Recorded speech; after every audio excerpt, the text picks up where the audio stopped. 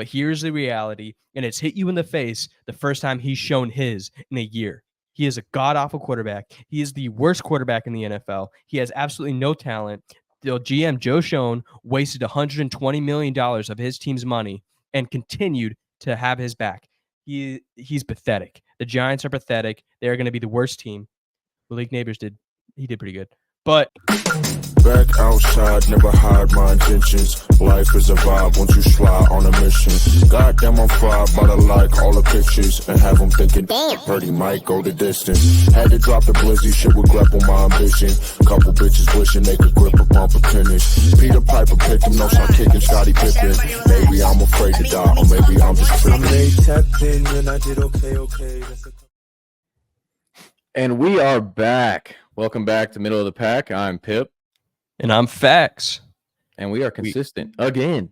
We are. I think we're getting in the flow where I think, let's say, maybe 2-3 weeks before we're number one in the world at this point. Probably. Yeah, it's just shooting up to the moon at this point. It's great to be back. Another week and another week of football has completed. Yes, sir. Oh, my gosh. It just feels like we're in our element again, Pip. I love it. We are. We called it for a while. We were like, we will be consistent by the time football comes out. Because we started at an awkward time. We did. We really did. I mean, but we had to get it rolling somehow. So at least it's time to work out the kinks, you know? Yeah, exactly. And working out the kinks before football season was definitely the move. Of course. And now we're just rolling. got football. Oh yeah. Right into our bread and butter. Everything. And for football, speaking of, like, we started off with a lot of new stuff. We need to talk about the first one I want to talk about because I need to get it out of the way because I need you to talk about it. JJ McCarthy is out for the season. Fuck him. No, yeah, on a serious note, I mean, as y'all can see out there, I'm wearing an Ohio State jersey, so a Michigan quarterback going down for the season doesn't hurt me. It doesn't bother me. It sucks for him because he was looking good in the preseason. And it also sucks for the Vikings because now they have to play Sam Darnold, which is not great. No. And we're gonna get to the Vikings in our preseason review. The only thing that might be saving the Vikings is their receivers. But yeah, having Sam Darnold go out there, we have no clue what he's gonna do because I think the last time we saw Sam Darnold consistently play was for the Panthers. Don't remind me that I had to live through that. Yeah. I know exactly what Sam Darnold's going to do. I don't have to wait until the season to watch it happen. He's going to fucking suck. Not for the first game. No, never the first game. Yeah, you're going to have one good game where everyone is going to say, oh, shit, he's Sam back. Darnold might be good. Yeah, he's back. Yeah. This might be and then he's not. And then he's not. But yeah, JJ McCarthy, dude, I mean, yes, given that I do not have the Ohio State versus Michigan bias, I can say that does suck. Tearing a meniscus is rough, especially on your rookie season after the first game where he did look decent. And no, everybody, Pip does not actually wish ill will on him. The whole fuck JJ McCarthy. Yes, in general, fuck JJ McCarthy, but injuries suck. So hope homeboy recovers. I don't know, meditates it out, figures it out, gets his mind back right. He'll just meditate at the goal post, and he'll be fine. Just in a straight cast, just can't even cross his legs. That would be a funny visual. At least he'll still be considered a rookie next year. So, yeah, there you go. He does have that. And I mean, other Vikings news that literally just happened as we were prepping. The Vikings got Stephon Gilmore to help him out in the secondary. That's a good veteran signing. Yeah, he might not be Gilly Lock that he used to be, but still a veteran corner and a good veteran corner at that to always have in your secondary. Like, it's not going to hurt anything. No, yeah. It's a good, just solid get, like you said. Veteran presence is always good to have, especially when you had a lacking secondary like they have the past couple of years. So with some consistency and veteran coaching, it might just help them get through a couple of bumps, whereas in the past or with the roster that they currently had, they could have or may have gotten toasted on some shit that they really didn't need to, because the Vikings have a chance to at least be a decent team still. It's just all about the quarterbacks and how they play it. But there's that. So the top two free agents are now off the market because on top of Gilmore, I believe it was, what was it, Friday or yesterday, I believe Justin Simmons went to the Falcons. So the Yeah. Falcons now have Justin Simmons and Jesse Bates in their secondary, along with AJ Terrell, and then I don't And know. Matthew Judon. Oh, and then there you go. Add right onto it. And now Matthew Judon, who got traded from the Patriots for a 3rd-round pick. And Falcons defense, I don't know. I don't want to talk about it. Yeah. I wasn't, the thing was too, I'm not even lying to you when I say this. Last week I wasn't worried at all. And then now in the past 2 days I've just been like, "Oh, I don't know." So, the It's Falcons a tough time to be a Panthers fan for sure. Yeah, and we're definitely getting into that because there was another preseason game played by them, and we will go over that. But the Falcons bolstered up their defense with Judon and have their secondary is essentially complete at this point. So look out for that. We'll see if Justin Simmons. I mean, he's always been extremely He's always talented. been good. Yeah, And I don't know. I might be wrong, but I still think he was like one of the top 5 rated safeties in Madden. he was. Yeah, because I think Jesse Bates was 1, and then I think he was still in the top 5, which is crazy that he was floating around in free agency for this long. And low key, like, fuck you, Chris Ballard, for not picking him up. We had so much time, and the Colts do the same thing that they do every offseason. I like our guys. I like our guys. I like our guys too, but I can like more guys too. I can like depth. Like other guys can also be liked and signed, Chris. But maybe it'll play out. And I think for most of that we got other than that, I think the big news or what was the NFL trying to make it big news was Randy Gregory not showing up to camp or It's training like, camp or anything like who that. cares? Yeah. That's like the Bucks were like, we don't know why he's not here. And it's like, I don't even fucking talk about it if I'm the Bucks. No, it's an edge rusher that's getting up there in age, that's out of his prime, that wants more money. That's like, bro, you lost your edge to do that. Yeah, like and you're you no need longer putting up the numbers you used to do when you were in Dallas or whatever. Yeah, but now it's like, okay, bro. Value. Yeah, you don't have that bargaining chip in your pocket anymore to just be like, I'm not showing up. I'm holding out. It's like, buddy, you will go sit on the couch. That's the next team that's going to sign him. The fucking Gregory residents. Next thing you know, we'll have a third box up here, and you'll be shooting a podcast with us because you can't play anymore. Exactly. And I mean, that first episode might be rough based on what we're saying right now, but I feel like maybe we could get a flow going. So we could. Let us know, Randy. Yeah. We're not going to pay you either, though. No. Yeah. If you think we're making money, you ain't going to be making a fucking cent. But I mean, that's just because we're waiting. We're also holding out. We're negotiating our contract. So yeah. We're just holding out right now. I think that's where we'll have our common ground is you and then Pip and myself are all holding out on our contracts, multi-million deals as well. So it's like we could talk about that.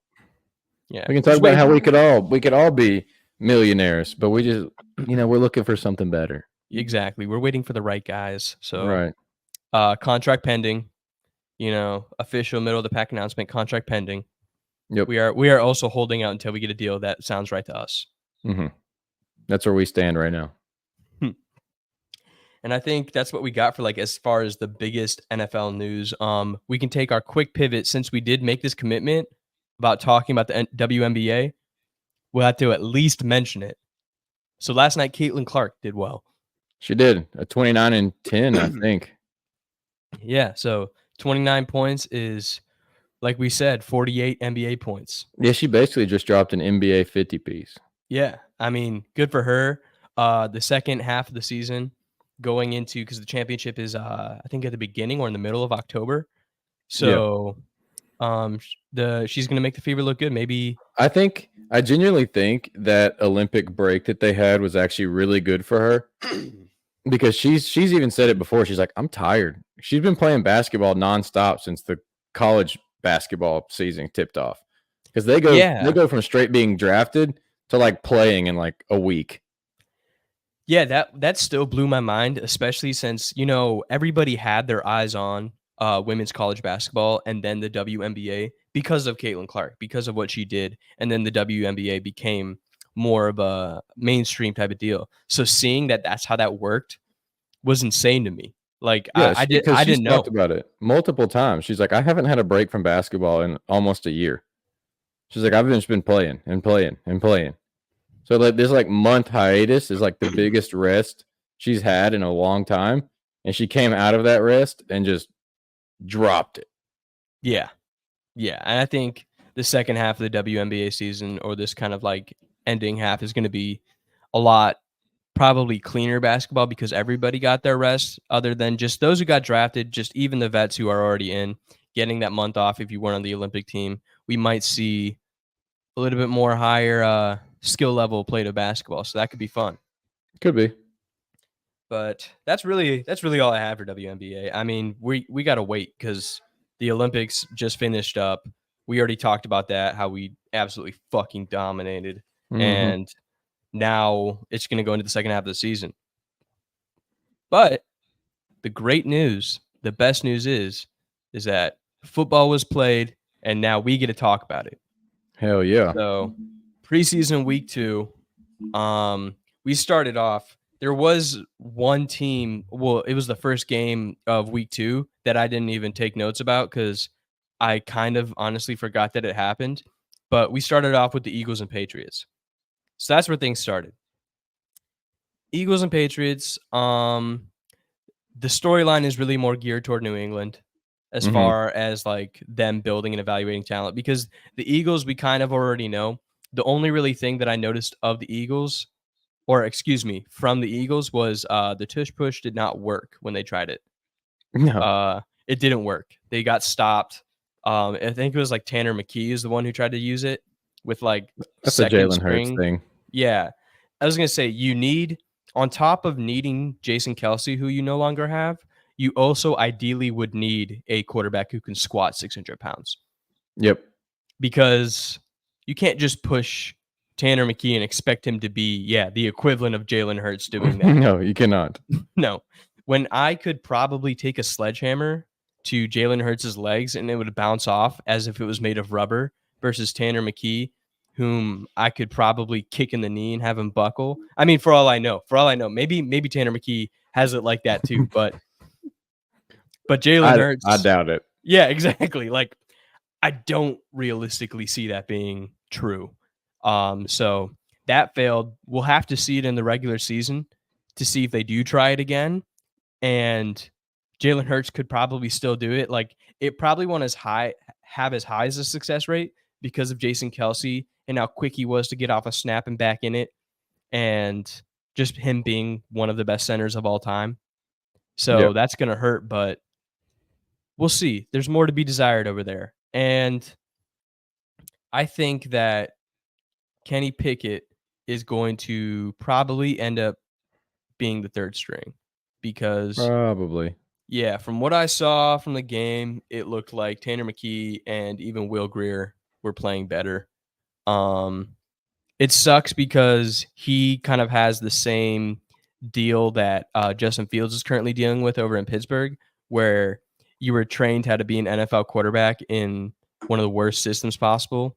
He spent his first 2 years being a run-heavy offense, and now he's like supposed to be this. He's supposed to be exactly who he was at Pitt, but on an NFL level, where it's that RPO option. You're able to pass the ball around more. You can run a little bit more. Like, Philly offense is much, much different than Pittsburgh. So 100%. that was tough. And then we go over to the Patriots side where, like, the real stuff is Drake May, he got a rushing touchdown. He ran it in. He played pretty well.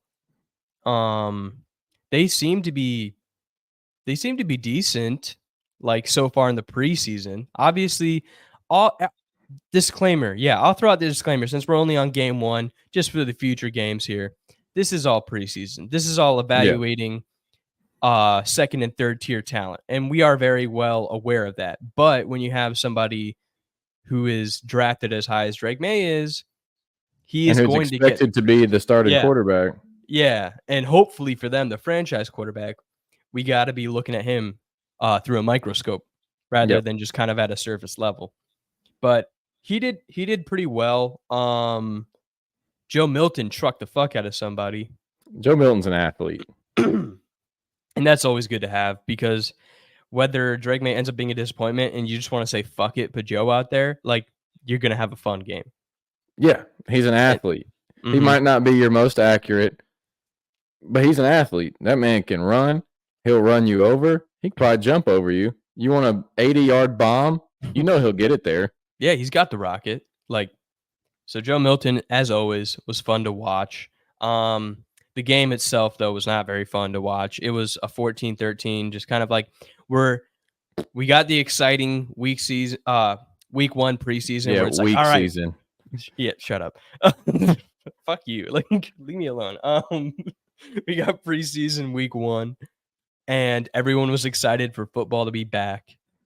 But now we're getting into the preseason where it's like, okay, we got our excitement over with. I don't think much is going to happen for I the want rest to of the watch preseason. good Yeah. players play now. Yeah, exactly. Like Yeah. everyone thought that they were going to be very excited that football is back. And I mean, I still am just because I can find my little intricacies and things to look for, but I'm not going to be watching those games through full. I'm watching the YouTube highlights. Like, Absolutely. come on now.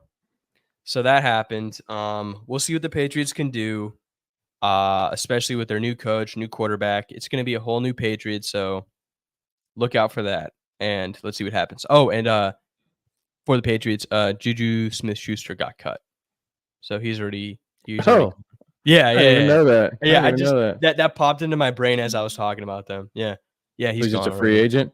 Yeah, I believe so. I don't know if he got signed anywhere, but as far as I know right now, he's a free agent. Maybe he jumped on another team, but I ain't that seen ended nothing quickly. about it. Yeah, no. So there's that. But that's our first game starting off. Now we'll get into my notes games, and hopefully I cover them all. I'm pretty sure. But the reason I started taking notes was because of the first game I'm going to talk about, which is the Chiefs versus the Lions. There wasn't anything crazy, but there were two crazy things. Patrick Mahomes threw the fucking football behind his back and completed the pass too. He did. And okay. Just Mahomes' yearly early reminder that's like, I'm really like that. Which is a very, very disappointing reminder for every other 31 NFL teams who do not to be have able that. to throw a behind the back football pass and it be completed, kind of wild. Like behind the back, so you already know it doesn't have the speed, it doesn't have the air, and it has to get through the defensive line and a couple of linebackers, and then just went right into Kelsey's hands. That is fucking stupid. And he was being pressured too. Yeah, that was on the run. Yes. Yeah. Like what the fuck what are you supposed to do? Nothing. Die. Roll over and die. And on top of that, because my other note was also about the Chiefs, Xavier Worthy's fast. Very fast. And he's good. They got their, or at least right now. They got their taller version of Tyreek. Yep. And he caught, you said he had, was it like 72 yards and like a touchdown? Uh-oh. I think that it came with only like 3 or 4 catches, maybe. Yeah. Yeah, it was like 3. And he was catching the ball. Like that's what you want to see out of a rookie is like, all right, so we know that this guy was good in college, but when he gets to the NFL, is he going to be ready for the NFL quarterback? Is he going to be ready for the pressure that the corners are going to give him and that an NFL secondary is going to give him? And he caught them, he did his thing, and scored a touchdown. And every time you saw the ball in his hands, actually not even that before then. Every time I saw him running the routes, I was just like, fuck, he's fast. He's fast. He's really fast. He wasn't lying. Like that wasn't a lie. He is fast. I think any wide receiver that is even decently talented and you give them Patrick Mahomes, I think they'll be fine. Yeah. And I think we saw that last year in the second half of the season with Rashee Rice, but now they have Xavier Worthy. They have McCole Hardman, who is going to be more than likely more dependent on special teams. But fun fact, I drove through the home of McCole Hardman yesterday. Nice. I blinked and then I was gone. I was out of the Yeah. town. But I was driving back from northern Georgia, and their sign for the entrance of their town is here. Hold on. I'll pull it up right now and show you because I think it's like Bowman or something. I forget what it's called. Yeah, Bowman, Georgia. Welcome to Bowman, Georgia, McCole Hardman's town. Like, yeah, home of McCole Hardman Jr. And Yep. then I was gone. I went through like that street, and then I think I was out of the town. So That's all they got. yep. So good for them. But yeah, nothing really else really happened with that. Nate Sudfeld looked a little bit better for the Lions, but the Lions are going to be the Lions, so I'm not really concerned. I just really wanted to emphasize that it's really fucking stupid and fucked up that Patrick Mahomes did that, and Xavier Worthy was good in his first outing. They're like, it's just another true like, fuck, the Chiefs are good again. Yep. Yeah, that essentially kind of wraps everything up in one sentence. Fuck, the Chiefs are good again. That's what everyone's going to be saying. That's what they're saying now. That's what we're going to be saying middle of the season. That's what we're going to be saying when they're in the playoffs again. And, yeah. All right. I'm getting sad. Let's move on. Let's go. Next, we got the Chargers and Rams. Chargers and Rams, there wasn't a lot. The new wide receiver, I forget his name. I know he's number 88, and it starts with a W. I think it's like Wilkerson or some shit. He's good. For which team? For the Rams. For the Rams. So they just got like another new receiver that's already like showing that he's good. Is he a rookie? Yeah, I believe so. Here, hold on. I'll actually pull it up for you right now because he had a couple of good plays. Rams. Jordan Whittington. That's who it is. Oh, okay. He had a pretty like big play his first week where he had, I think it was like a 40-some yard reception, and then this past week he had 5 receptions for 52 yards. So he's just consistent already. He's sure-handed. So that's good that they have that. Yeah. What's with these Texas receivers, dog? I don't know, but at least Stetson Bennett didn't throw 4 picks this time. I had a note on Stetson Bennett. I'm glad you said something. So, yeah, he had 200-some yards, 1 touchdown, 1 interception. But overall, I have decided that Stetson Bennett is still pretty sure that he's at Georgia. From the way that he throws the football, he definitely still thinks he's facing college like defenses, and he still thinks that like he's going to get bailed out by Georgia receivers because the way, just like I was watching him play and I was just like, this motherfucker still thinks he's in college. Like he has a brand new chuck shit. Yeah, he does. And that's what happened with the 4 interceptions, technically 5, but it got called back because of a penalty. But he thinks he's still at Georgia, and I don't know if I would have him as my backup, like second at least. I think I would have him at 3rd string. I think I could find plenty of backups and justify cutting him. I don't know. He's the only one that they played too. Yeah, they're really in on him.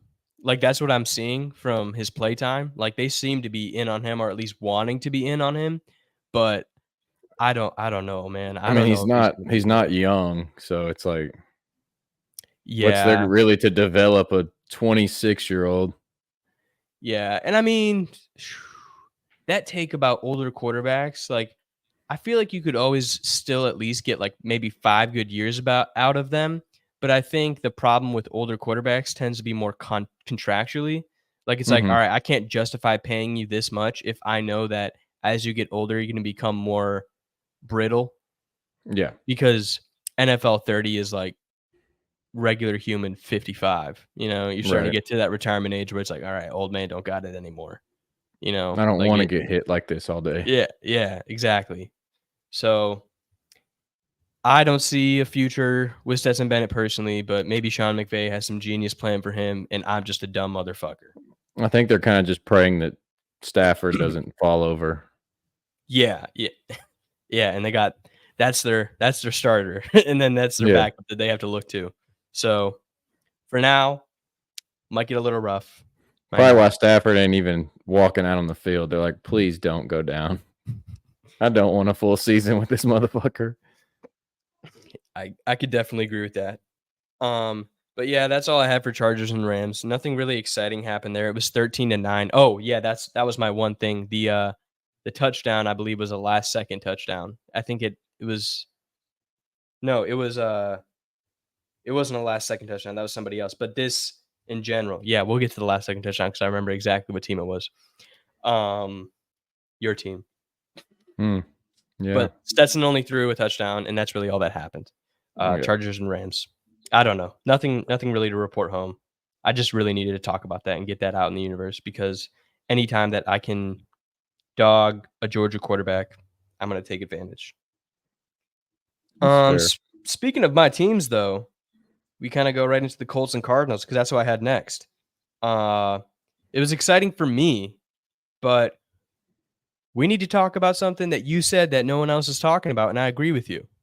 Yeah, no one's really addressing the fact that Marvin Harrison Jr. just hasn't played a game yet. Yeah. Like all they're doing on social media on the Arizona Cardinals Instagram page, all they do is post this man. Like their entire identity right now is Marvin Harrison Jr. Marvin this, Marvin that. They post him standing in the locker room, walking through a tunnel. Marvin this, Marvin that. On the practice field, doing all this other shit. Yeah. But he doesn't play in a game.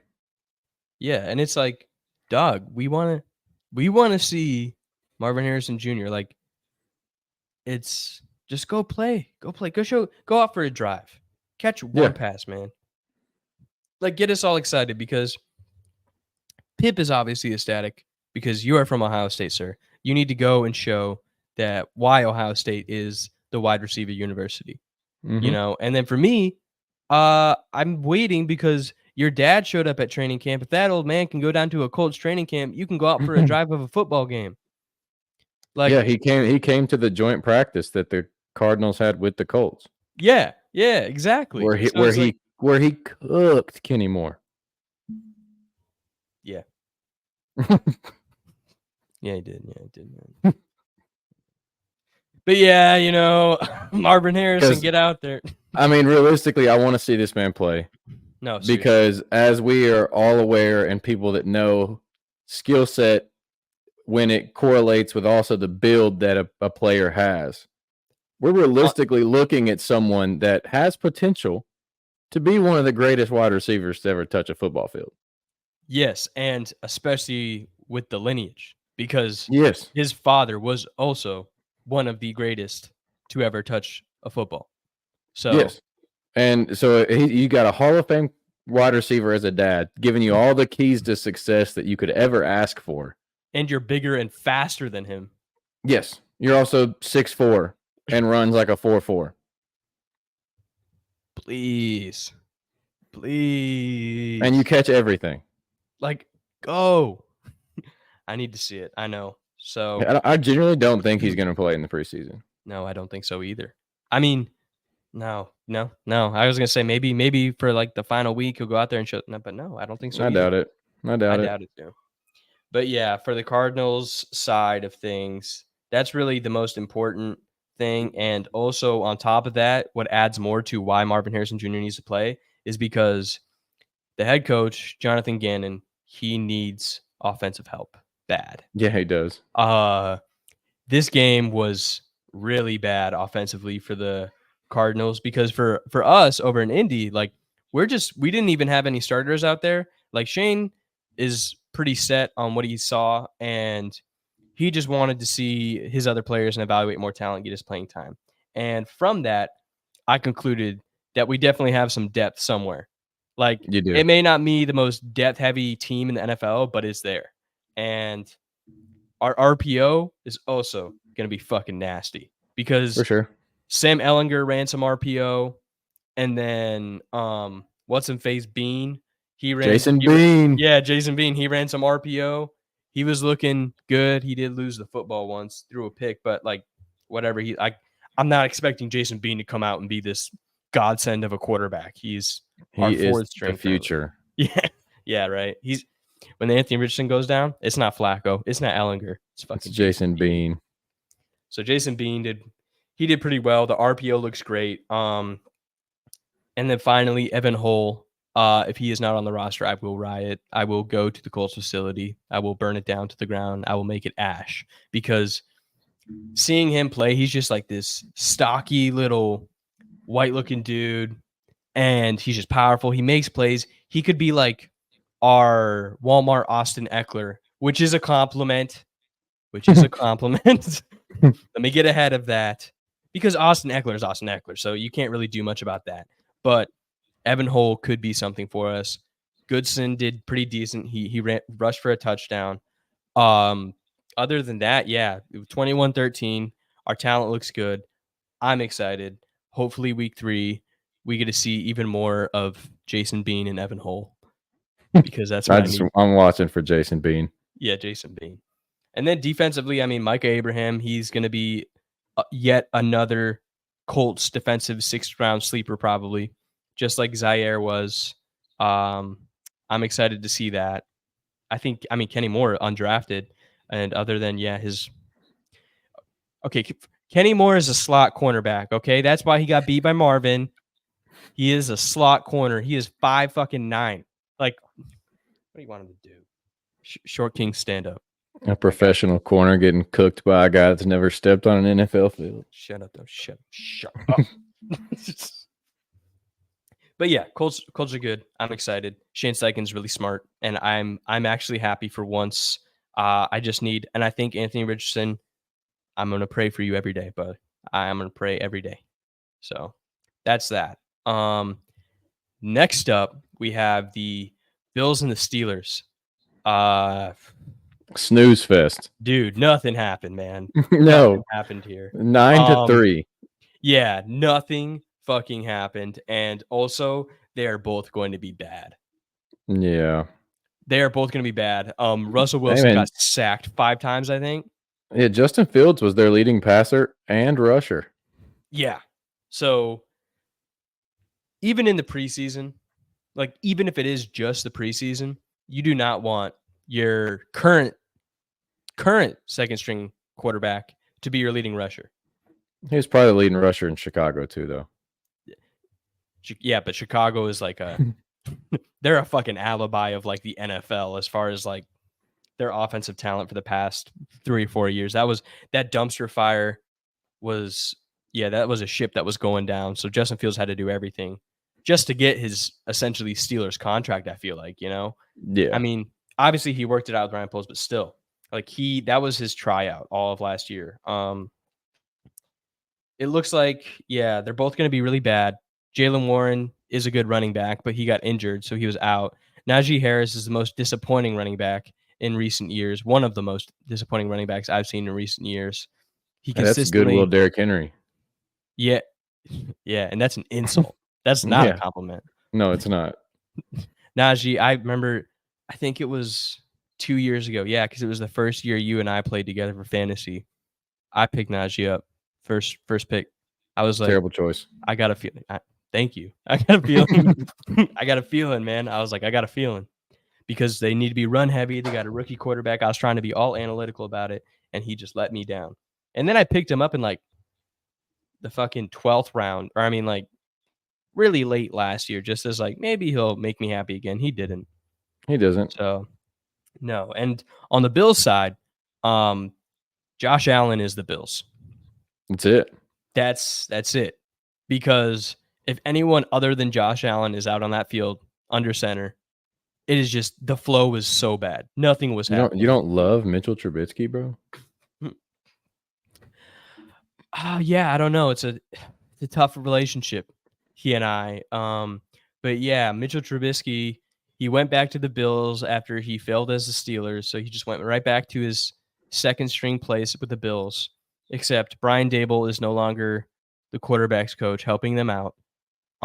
So he doesn't really get that development / quarterback whisperer ear that he needs. And I think that man is going to end up as their third string. Yeah. I'm trusting Ben DiNucci over oh man over Trubisky.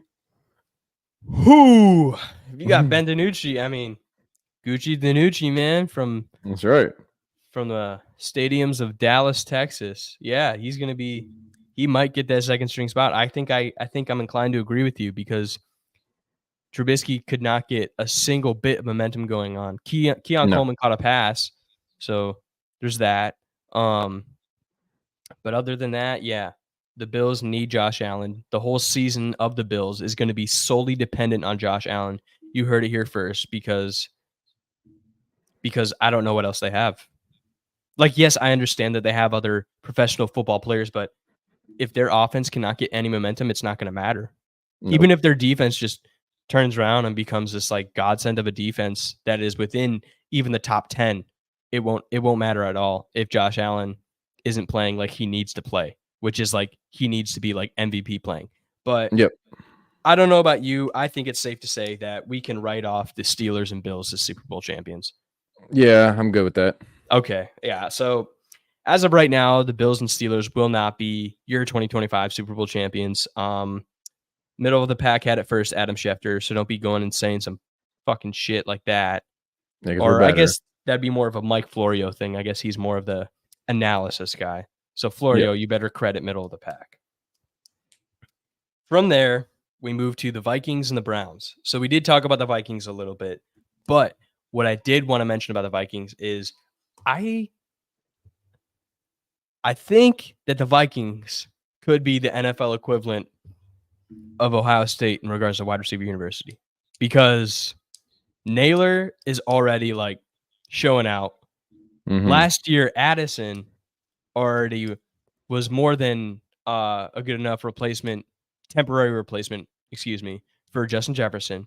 But now having those three all on the field eventually at the same time, I don't know, dude. It's looking pretty solid. Like their receivers out there, Yeah. they're They're doing a good. good job.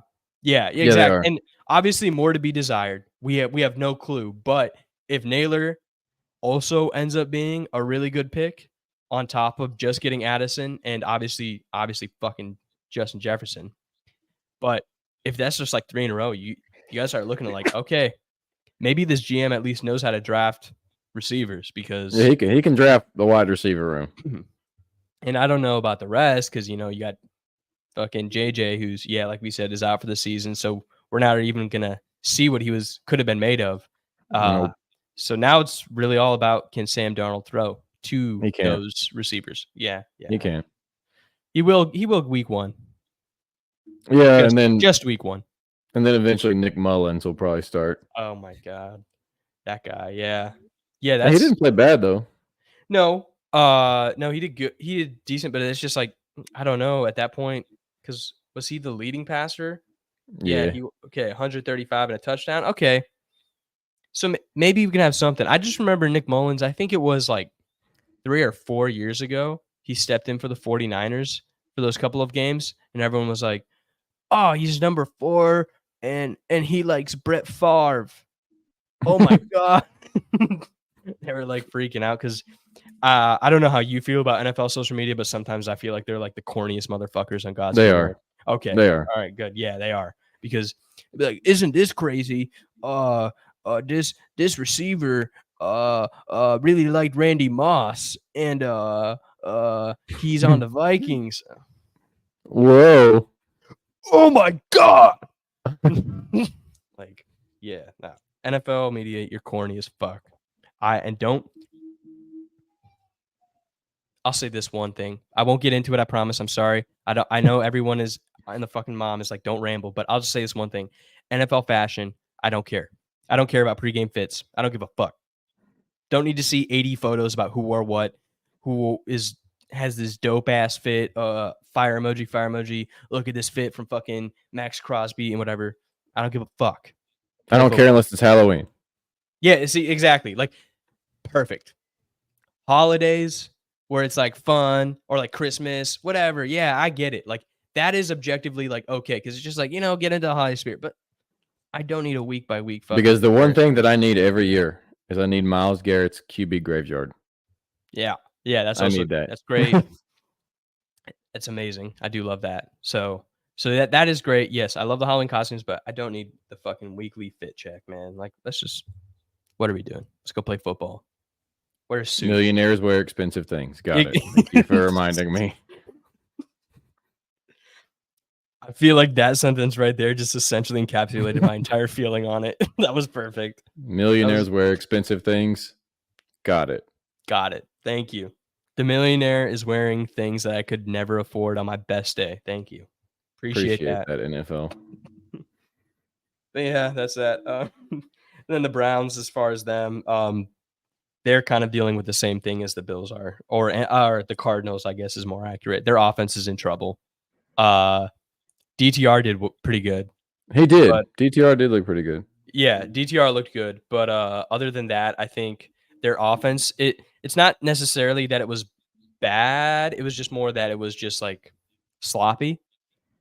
Yeah. Because who was it receiving?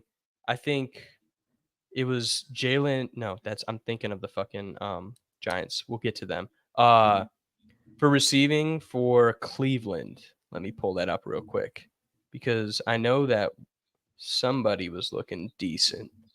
Oh, Donta Foreman was looking good, and then random dude Zaire Mitchell-Patton. I think that's their tight end.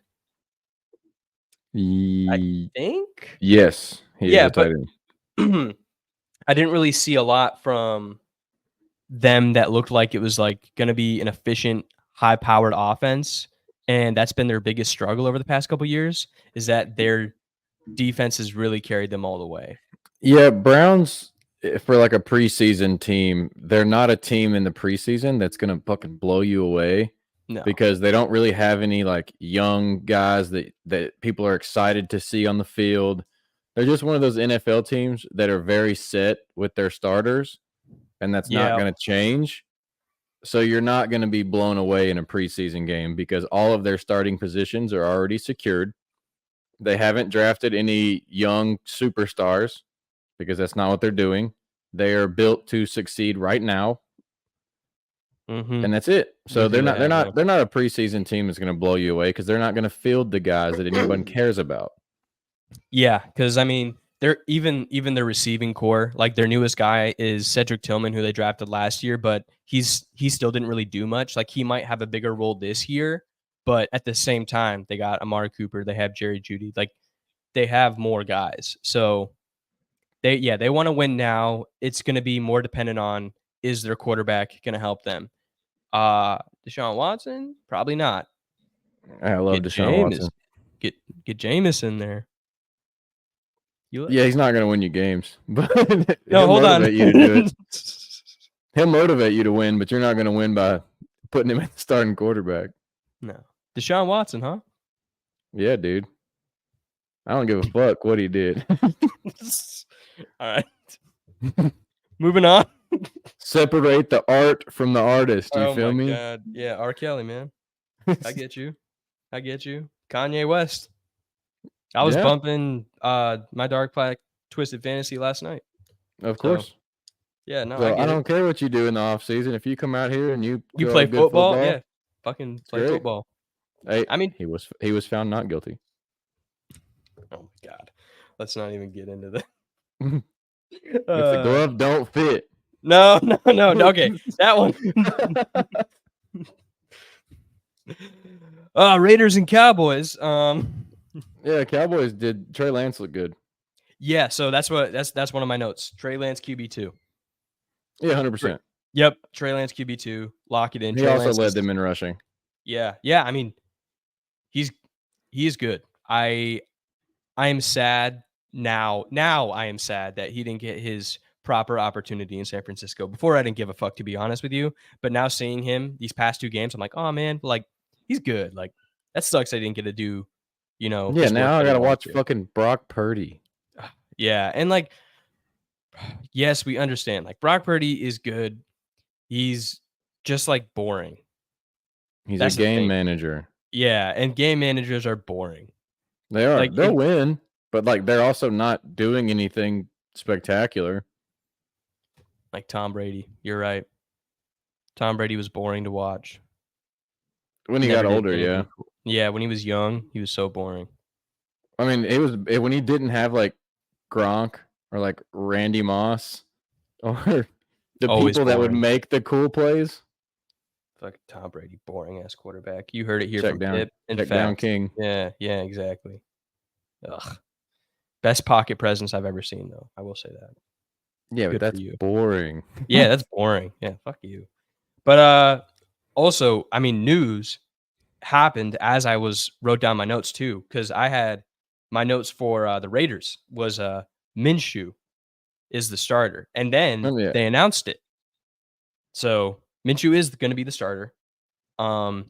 He looks good, even stat wise. Comparing the two between Minshew and O'Connell, I think week one O'Connell looked like cleaner on the stat line. But if you watch them play, like Minshew is willing to take the throws that they need to take in order to win, Yeah. especially when you have fucking like Devontae Adams. Like if Devontae Adams is out there and Minshew is making the throws that he's making, they're going to be scoring a lot. Yeah, they'll figure it out. Yep, exactly. Yeah, when you have Devontae Adams and Jacoby Myers to kind of mitigate any sort of inexperience or Minshew kind of crazy throw, you're going to be in a lot better hands than you would be with Aiden O'Connell, who is literally essentially who we were just talking about, like just boring game manager. He threw a Bro, touchdown, I think. when I had to watch a Raiders game last year and he threw like 10 passes, I was like, they don't even want this guy to throw the ball. Yeah, that was like it was just depressing. Yeah, I was like, how are you going to field this guy at quarterback in a long term when you put him in a game and you don't even trust him to throw the ball? That's your guy. Yeah, exactly. But Minshew was named the starter. The way I'm looking at it, this is definitely overzealous, but I'm okay with being overzealous because it starts conversation. But I got Minshew equals Mayfield. I feel like this could be the year if he has them competing enough. It's almost like a resurgence in the way that Mayfield had it with Tampa Bay last year. That's what I mean by that. So I feel like I can get behind it a little bit. I'm also way on the side of Raiders are going to draft a quarterback this year. really. But yeah, I could, yeah. But were you okay? Then I need to ask: were you on that side as far as Tampa Bay was concerned last year? I still think Baker Mayfield is shit. So Okay, well there you go. I mean, I guess I guess the legs on that take it didn't really go far, but I think if Minshew leads them as well as he is looking so far in the sense of like he's getting them the wins, and we still haven't seen Minshew with Devontae and Jacoby on the field yet. So there is that, and Brock Bowers. So I'm really excited for Brock Bowers. so exactly. So like maybe we could get something to get excited about. Has he played? I think he's been out for a couple of drives. Let's look at that. Let's see. I'm looking it up right now. I'm gonna check Okay. every game that they've played so far, and if he's even has a target. That's also a very good point. You Yeah. can continue with your take. I'll get back to you in just a second. Okay. But yes, the conclusion of my take is if Minshew has these receivers, these star receivers, and he has a new tight end who's fast and just fucking basically another receiving tight end, it's like having another receiver in the middle of the field. I got a good feeling He has about played. them. Okay, he has. Yeah, he didn't play game 2, but week 1 he had 2 catches for 25 yards. Oh, okay. I mean, hey, not bad stats. No, it's not bad. For a preseason, like, you know, going out there, getting a couple catches, big yardage. But yes, Minshew has a chance. We'll see. I told you, I said that. That's why I prefaced the take with is a little out there, but who knows? Like it could be good stuff. And I'm always, whether it's Minshew or it's Baker, I look at it as okay, this guy is good enough that you can leave as your starting quarterback, but is he good enough for you to pass on actual good talent to continue on with? Yeah, okay. I see that. Yeah. So it's like, would you be cool with Minshew if you have a top 6 pick to pass up on a potential franchise quarterback? And I don't think that he'll hit a threshold where it's like, okay, we can pass on our franchise quarterback and stick with this guy. I think if they have the opportunity to get a high talent, high ceiling type of QB in the draft, I definitely think that they hop on that opportunity. Yeah. Yeah, okay. I can I can definitely get behind that. That's a fair point because that is something that a GM or a head coach has to always be looking at, even when they're winning football games. Like even with Baker, how he got them a winning football team, like the GM and the head coach, they still have to look ahead. Mhm. Yeah, because who knows when the generational QBs are going to come. Like, I mean, this year, obviously, we saw 3, arguably 4, depending on who you are, top talent quarterbacks who went in the first round. And those teams who did pick them up, like, needed that. Yep. You can even see like Kirk was winning with the Vikings, but they needed somebody who's going to be kind of like starting a new era. Mhm. And I mean, they chose JJ, but really could have been anybody. Yeah, they could have took anybody with Yeah. the So QBs on the board. yeah, exactly. I mean, that is going to be, I think, a conversation towards the end of the season. Is like this is one of the better quarterback draft classes. I can I get see. behind that. I see a lot of talent, like even lower end with Michael Penix and I mean even all the way down to Joe Milton. You know, maybe he does something for all we know. Like Drake May's out for a game and Joe Milton shows out. Maybe we might see that. So I'd be down for that. I really oh would yeah, be down for that. absolutely. I'm 100% down for that because I don't give a fuck. I don't give a flying fuck about the Patriots. No, So I don't either. anything that entertains me as far as them goes, sure, I'll take it. Joe Milton wants to go out there? Yeah, dude. Fuck it. Fucking go show it. Like I love that. Um that's really all I had though for that game as far as Raiders and Cowboys. I do want to get into a very quick analysis of another very mid and boring ass game. That would be the Titans versus the Seahawks. There is really not much to say here No. at all. A rookie kicker hit a game-winning field goal.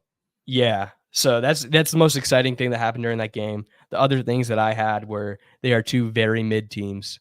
And if the Titans look like that without Will Levis, and Will Levis is going to be who they're depending on to make them look more than mid, don't hold your breath. Like, No, but Sam Howell did look good. yeah, that's the other note. Sam Howell right there, baby. He did look good. So yeah, Sam Howell is looking good. That's actually kind of a shining star for the Seahawks because Yeah, because we all know Gino probably out the door soon. Yeah, I don't. Did he sign a multi-year deal or like a 1-year deal? I think don't he know. signed a But he signed a I think it short was deal. I think multi. last year, like I think it was last like year, 2 right? or 3 years. Yeah. He's not going to be there. So knowing that Sam Howell is good because he was good with Washington. He was. He had a horrible fucking team. Yeah. There was nothing he could have done. So to see him how he looks like with the Seahawks, and if you're throwing to like, I don't know, Tyler Lockett, probably not much longer, but if you're throwing to like Metcalf and Smith and Jigba, like you could probably, You know JSN is good. yeah. Yes, we know he's good. So yeah, you have that. That's going to be good. I'm happy for Sam Howell because it looks like he's going to do decent, and I think he has a chance of eventually becoming the starter. For all we know, like Gino could end up just shitting the bed this year, and Sam could be in there halfway through the week. Like that's the thing with Gino is like, I know he is decent, and like he has. You never decent, know what you're gonna get from Gino though. But yeah, exactly. Like that could all fall apart at any given moment. Yep. So who knows? But now we need to move on we need to move on to the next game. The Panthers versus the Jets. Do we have to? Okay, we don't have to spend a lot of time on it, but All right, I got it. All right. This game was boring as fuck. It was 15-12. The Panthers lost. Who would have thought? And we still, 2 weeks in, have yet to find the end zone. We don't score. Actually, we did. No, you did at 2 seconds left. We got a pity touchdown. That's or at great. 0. Yeah, it was a rushing touchdown at the 1, I think. Okay, cool. Dylan Johnson. We got a pity touchdown, so that's good. And I'm going to have to sit through another year of being really sad. I can't wait. Yeah. Yep. So that was one of my notes. No touchdowns until 0. Our leading receiver was our rookie tight end. Yeah. And Jatavion then Sanders. you need to talk about this. We need to talk about this. But you need to talk about this. Where's Bryce? What's up? Sitting, man. Yeah. Why is he doing that? I had an excuse for week 1. Yep. Because I read the reports that he was nursing an injury and they didn't want to play him. But also attached to that week 1 note was it said the possibility of him not suiting up at all for the preseason, which is great. You know, I don't get to have any expectations set for me for my sophomore year, supposedly comeback season with a brand new coach. I don't even get anything to look forward to or just to be automatically disappointed for. I'm already automatically disappointed. It's the Panthers. But I want to see my quarterback. Yeah. Yeah. Ideally, especially with basically a revamped team. Not like in a good or bad way, just in a let's see what happens way revamped, but also with the new coach. Like this is why the preseason has any sort of justification to exist, is because of exactly situations like this, where you're in a brand new system environment and somebody who didn't play too hot last year, which isn't necessarily all their fault, but now they have a second chance to kind of silence the haters a bit, and then boom, he doesn't show up. And obviously, I don't think it's going to be his decision. It's going to be the coaches and fucking David Tepper's decision, but he needs to be out there. He does. Maybe we'll see it in week 3. Yeah. But be fully prepared to not. Yeah. I don't know. I'm sorry, buddy. I'm sorry. It's okay. My money maker's on Saturdays. So yeah, there you go. That's what I'm saying. What was it again? It was smile on Saturdays. Smile on Saturdays, cry on Sundays. There it is. There it is. That's my motto. That is the Pip method for watching football this year. For all of those who are curious, it's been a lot of years. Mine is flip flopped. So mine's cry on Saturdays and then smile on Sundays. Hopefully, I still don't even know that yet, but I do have quite a bit of hope in Indy. But yes, the Gators will probably make me cry. Probably. But at least you and I will have kind of like that yin yang of balance as far as like professional and college football. We'll even each other out. We'll be each other's shoulders to cry on. Yeah. So that'll be nice. Until the week shall play the Texans. Next game, got the Texans and the Giants. That segue. Yeah, I know. I'm starting to get professional at this, man. The segues. Texans and Giants. Yeah. So I actually didn't have a lot. Daniel Jones threw 2 picks. That's my first note. Daniel fucking Jones. Guys, killer. I'm just saying, anybody who was trying to hype up Daniel Jones did it out of pity. That's what they did. They did it out of pity. They did it because they felt bad. But here's the reality, and it's hit you in the face the first time he's shown his in a year. He is a god-awful quarterback. He is the worst quarterback in the NFL. He has absolutely no talent. The GM, Joe Schoen, wasted $120 million of his team's money and continued to have his back. He's pathetic. The Giants are pathetic. They're going to be the worst team. Malik Neighbors did pretty good. But horrible team. Like 32. Like if I did power rankings and if I have my rivalry again like I did last year with the NFL.com power rankings guy, Eric Edholm, I'm looking at you, Eric. I swear to God, if you rank the fucking Giants ever above 32, I'm coming for you again. We did this last year. I know who'll be 32. Okay. Pending, but the Giants should be okay. If the Giants break 28, how about let's do that? That's fair. If the Giants break 28, Eric, we're gonna have some fucking problems. Yeah, you know, a side note that I do really like. What's that? I am seeing no crazy egos from the Texans. Their entire starters just come out there and just play for at least a little bit. Yes, I'm very upset about that because they do look like okay. So like you got Nico out here catching passes. Stephon Diggs is out there catching passes. passes. Tank Dell's coming out in the field. CJ Stroud came out there and threw 7 for 10. And dude, if you look at them too, like, okay, fine. For this time, okay, we'll do this until the regular season starts. I will be nice-ish to the Texans.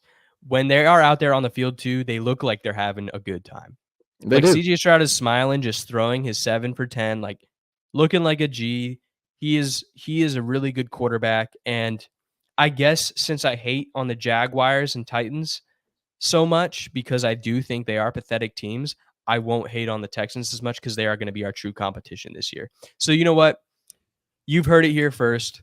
Fax is announcing I will be respecting the Texans this year because they are competition. So, all right. Fred Jackson would appreciate that.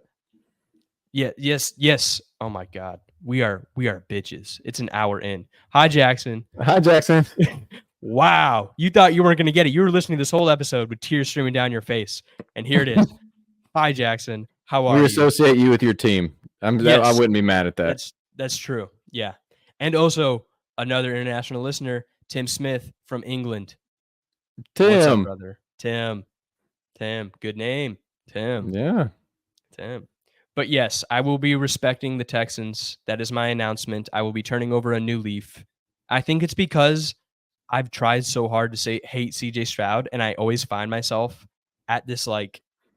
And he's not hateable. He doesn't do anything to be hated. Yeah, I can't fucking do it. So it's just like, all right, I'm just gonna respect you guys. You guys are gonna be the team I respect.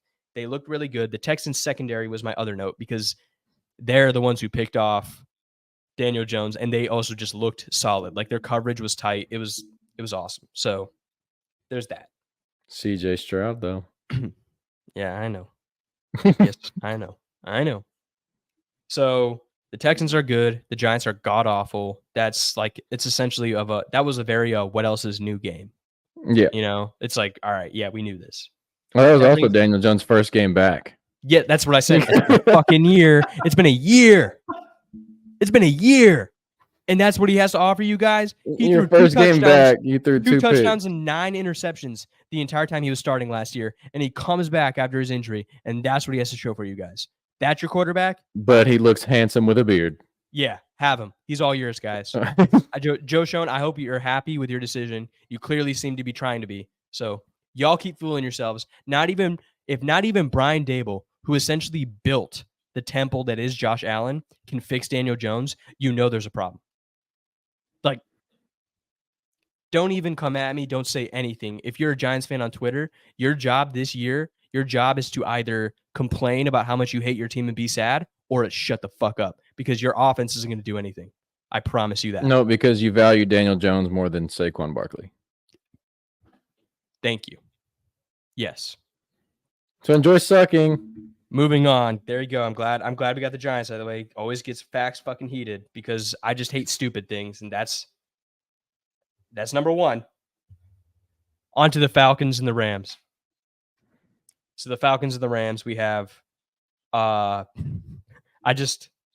excuse me, sorry, I'm a dumbass. I was about to say, am I looking at something wrong? No, I'm just dumb. Falcons and Ravens. Malik Cunningham is a wide receiver. Yeah.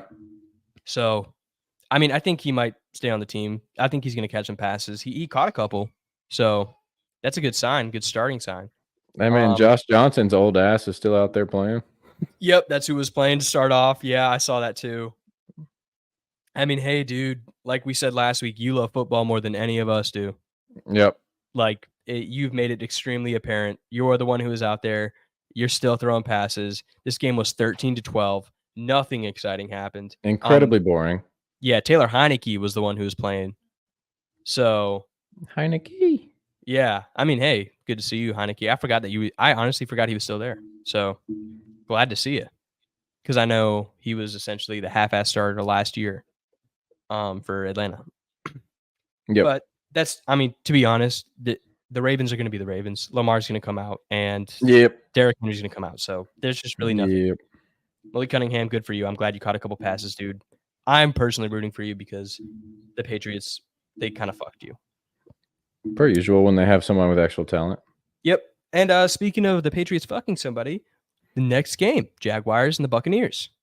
Mac Jones. Yeah, Mac Jones looked good, man. Yeah, he did. He was like, Like, he was reading defenses. He was following his progressions. He was throwing. Like, holy shit, man. Yeah, 16, 23 for 210 and 2 touchdowns. Yeah, that is a good outing, especially for a preseason game. Like, that's good for a regular season. Yeah. So no, he came out and he showed up. All the show up to still be a backup. Yeah. I mean, and unfortunately, that's not going to change because Lawrence got his deal. So yeah, they paid that man. Exactly. So hopefully, I guess for Mac Jones' sake, hopefully he might get a couple of opportunities in case Lawrence needs to rest, in case Lawrence gets injured. He'll have opportunity to essentially try out for another team. Yeah. That's probably his best bet at this point. Lawrence got paid. That's over. Buccaneers, they're still doing shit with Kyle Trask. I don't know why. I didn't like him at Florida. I didn't like him here. So, yeah, it's just 108 yards, 1 touchdown. That's your leading passer. So, and then John Wolford, the former Ram, went out there and threw for 52 yards. Fucking useless, 50%, whatever. Buccaneers aren't going to do anything. This is all on Baker. Like we talked about, it's going to be about the GM and the coach evaluating to see if they have talent that's going to be coming into the draft. Right. Like Baker can If not, they'll just keep riding with him. But yeah, and he'll get them some places, but I mean, we got to see. So, not really much to report there. I think the next game. No, I don't know. I think I might have covered just about all of them. I think you've covered everything that's not about to happen in like the next 3 hours. All right. So the Bears and the Bengals and the Commanders and the Dolphins. 2 essentially same storylines. We got Jaden Daniels and Caleb Williams, the rookie quarterbacks, and they were the main point. But also, at least for the Bears, I believe Rome did pretty well, right? Yes, he did. He actually caught a couple passes, had a 16-yard rush. Definitely more than he did week 1. That's good. Yeah. And Caleb Williams did look good. He looked very good. He had a rushing touchdown, I believe, and then I think he passed for 1, maybe. Caleb? Yeah. Did he pass for 1, or was it just purely a rushing touchdown? He did not throw for 1. Okay. So yeah, he had one. Tyson Bagent did.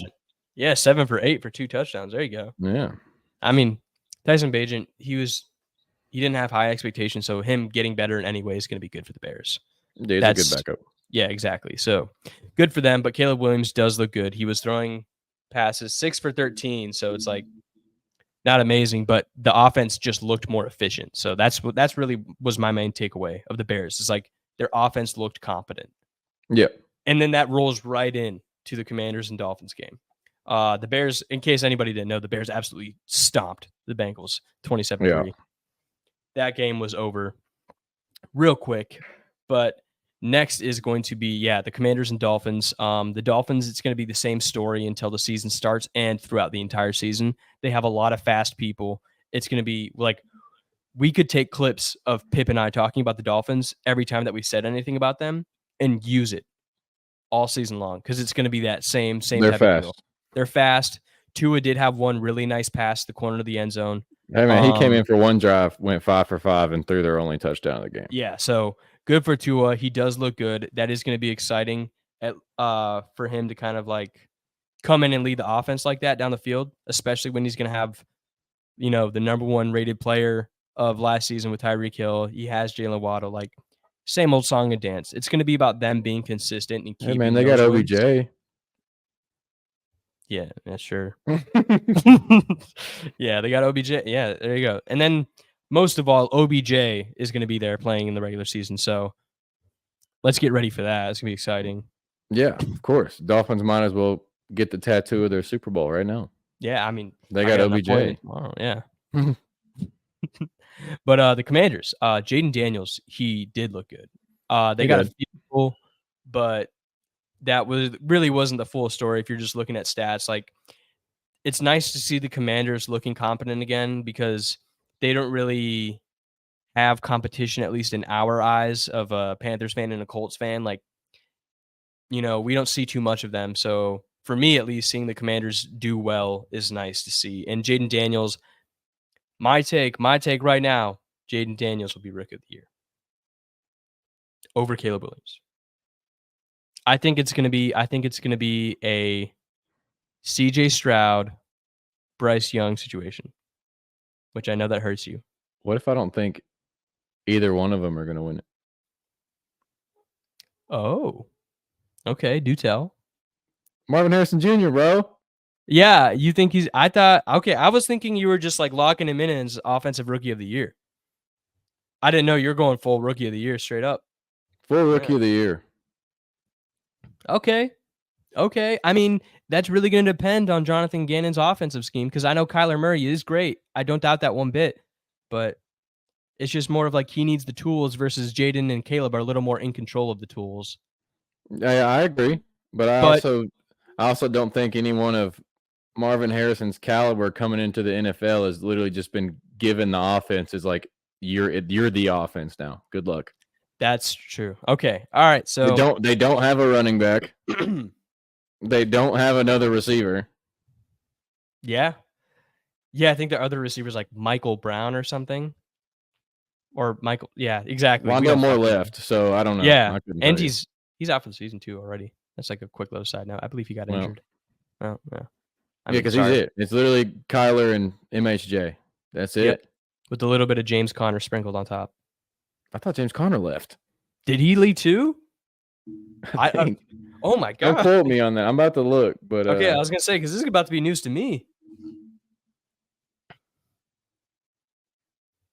No, he's still a Cardinal. Never mind. Okay. I was gonna say because like that's but I mean James Conner, that's your short screen pass. He's a running back, so it's gonna be screen passes and and he's also almost 30. So. Yeah, so all right, I can get behind that. So I mean, hey, as of right now, we got Jaden Daniels over here on the side of Fax, and for Pip, we got Marvin Harrison Jr. But I do not hate the Marvin Harrison Jr. take at all, so I can fully get behind that. I think my point was more to illustrate is I do not think that Caleb Williams is going to be the best player out of this class at all. Granted, he's been given the best situation to walk into. Yeah, oh yeah, he has. But I still think with the other two, with their situations, I still think they will be able to perform better than he will, even with his ideal situation. I think it's going to be able for the other two for their situation because it's not bad.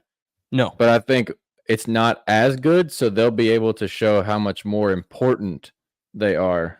Yep.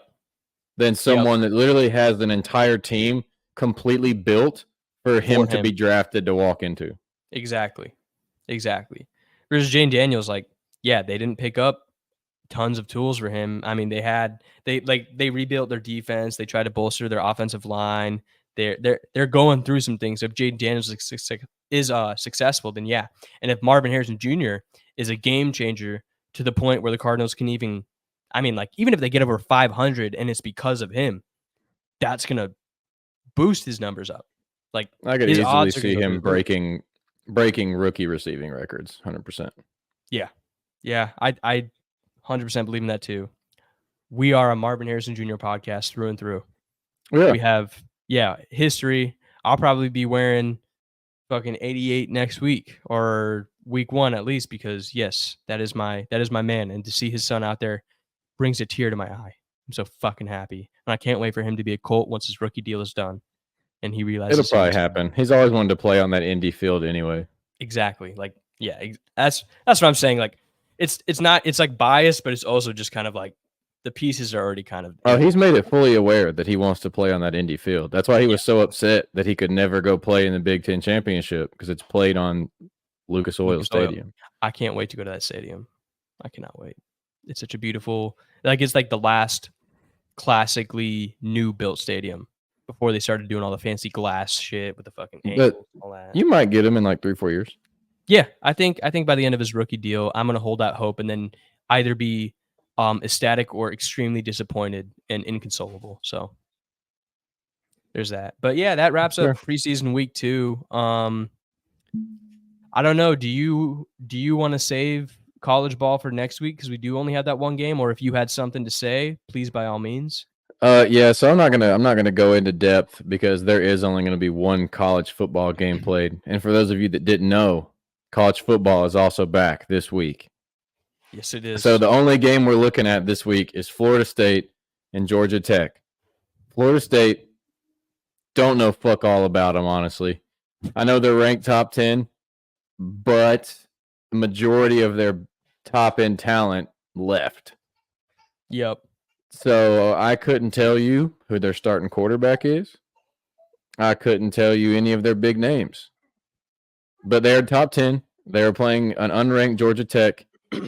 I would assume that they're going to win, but I want y'all to know before we ever dive into college football that Ohio State is the best team in college football. 100%. Get on FanDuel right now. Go to predictions, put national championship, Ohio State, bet the house on it, and come back to me in February and say, thank you, Pip. You made me a whole lot of money this year. And I will say, you're welcome. That's quite the college preview. Mm-hmm. Yeah, I don't know. There's much else to say to that. I guess anything I would have to say would be essentially is Florida State is not going to be the best Florida team by any means. For all of you who do not know, Yeah, because on this Miami side, exists. on this side, we got the Florida Gators, and they are going to be the best team of Florida. We will prove that in week 1 against Miami, who is ranked number 19 right now. And we are unranked, but that's because they are just so unsure if we had to be number 1 or if it would be too contentious to put us at number 1. So they just decided not to rank us yet because they're like, they'll just show in week 1 that Graham Mertz is going to win the Heisman and that the Florida team is going to be raising a national trophy once again. I'm assuming we're probably going to do another back-to-back run, but we'll see, what happens. If you guys are saying, wow, this guy is delusional, it's because I am, and I'm going to probably stay that way throughout the entire season. So you're going to hear a lot of that. But yes. I got a side note that you might not know. Just a cool little fact, because I know that we got kind of excited last week because we saw Frank Gore Jr. get touches. Yeah. Did you know on Miami has Chris Johnson Jr.? I did not know that. Yes, he is a freshman. Chris Johnson Jr. So more to follow with that. Miami, depending on... He's not their starter. He's not even their second string. But Chris Johnson Jr. is a freshman at Miami, and spoiler alert, he is also really fucking fast. Yeah, and if anybody doesn't know what Chris Johnson was, CJ2K? Fix yourself. Yeah, fix yourself and go watch Chris Johnson highlights. That is actually one of the first football videos that I ever watched with Pip. Was a Chris Johnson highlight. He was like that. Yes, he was. But yeah, that is essentially all we have for college football this week. Next week, we got a full slate. So next week, you can expect a full college football preview and a wrap up of the preseason, what we're kind of looking for ahead. So next week is probably going to be an even longer episode. So get ready for that. I'm excited. Pip's fucking excited. Football is all the way fucking back because we got college ball, we got pro ball. Oh my God. I'm ready, Pip. Me too, bro. Me too. But yeah, we got our fantasy coming up soon. Oh my God. Yeah, because I signed up. So I'm in there. I'm in the league. I'm ready to go. Working on you got to get your brother in, and then I'll fill the rest of the slots and we'll do the thing. Yeah. For people who make fun of fantasy football, that's because you're sad and you want to be cool. You're trying too hard to be cool and be happy and be the cool guy. No one gives a fuck. Fantasy football is fun. Yeah, and it reminds me that I'm the greatest coach of all time. Exactly. It's like, yeah. I'm living out my fantasy. Look at that. I'm living out my fantasy of being the coach. So that's that. But yes, fantasy football, college football, NFL football, it's all here. Everybody get ready. Come back next week. Like, follow, subscribe. We got socials coming up. It's going to be at mid of the pack, at MID of the pack. So Instagram, Twitter. I'm going to try to be a good boy and get videos up this week and get posts up this week. And if I don't, all of you can yell at me. But please look for us on those. We're going to be premiering this episode on Twitter. So hopefully you guys get to see that as well. We got a lot coming, especially with football season coming up. Oh, yeah, we're doing the thing. Yeah, we're doing the thing. So get excited. But that wraps up this week of Middle of the Pack. And I'm Pip. And I'm Fax. And we'll see you guys in the next one. Peace. Peace.